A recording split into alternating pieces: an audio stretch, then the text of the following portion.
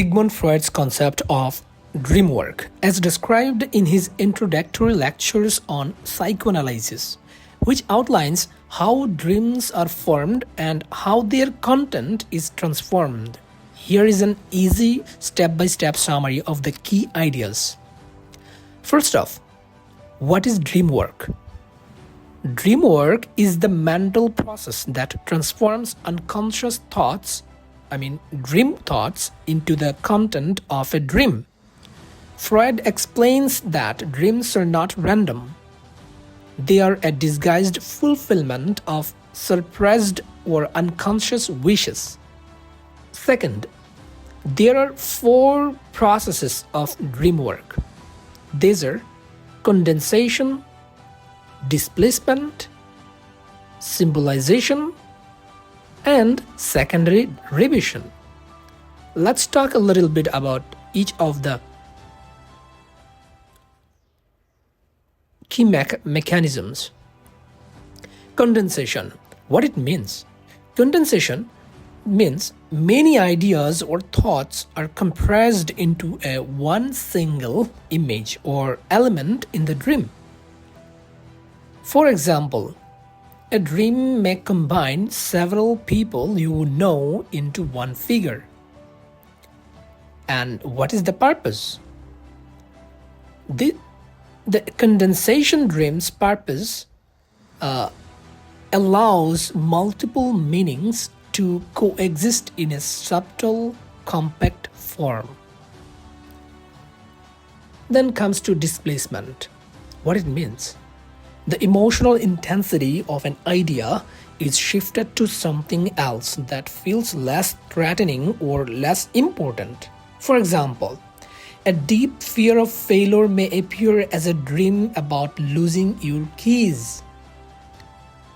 So what's the purpose of this displacement dream work?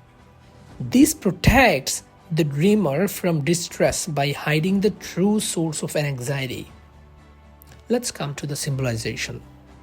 What it means? The symbolization dream work, something that is abstract or repressed thoughts are transformed into visual symbols. For example, water might symbolize emotions, or locked door might symbolize repression. So what's the purpose of the symbolization dream work?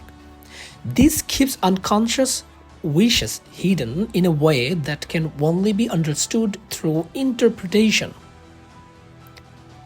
Next come the 4th, secondary revision of, which is a dream work. What it means then? The secondary revision of dream work means the dream is tidied up and made more coherent or logical when we recall it upon waking. For example, a dream about random events may seem like it had a storyline when you remember it later. So what's the purpose of it? This makes the dream easier to remember, but often hides the original unconscious content further. Number 3, the dream content, that is manifest versus latent. So manifest content is something what you actually remember from the dream, the story or images you see. Latent content, that is the hidden unconscious meaning of the dream, which is often related to repressed desires. Dream work transforms latent content into manifest content using the 4 processes above that we discussed. Number 4, wish fulfillment. Freud believed that all dreams are the fulfillment of a wish, even if the wish is disguised or symbolic. This might include desires we are aware of but cannot satisfy. Repressed wishes we are not consciously aware of. Number 5. Why are dreams disguised. Freud argues that dreams disguise their true meaning because the conscious mind, the censor, might find the latent content unacceptable. The disguise prevents the dreamer from feeling disturbed.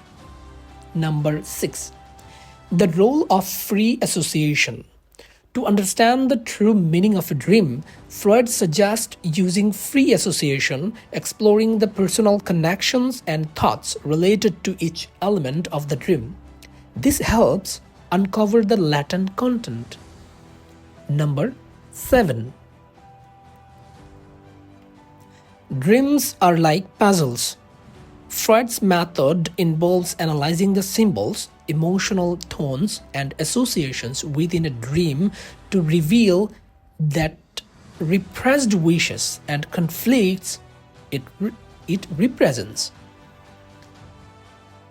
So here we come. Finally, we have reached to our summary of the dream work.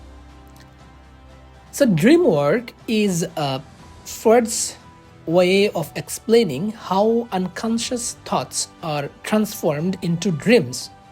By using condensation, displacement, symbolization, and secondary revision, the mind protects us from disturbing truths while fulfilling hidden wishes. Which interprets dreams requires digging beneath the surface to uncover the latent meaning.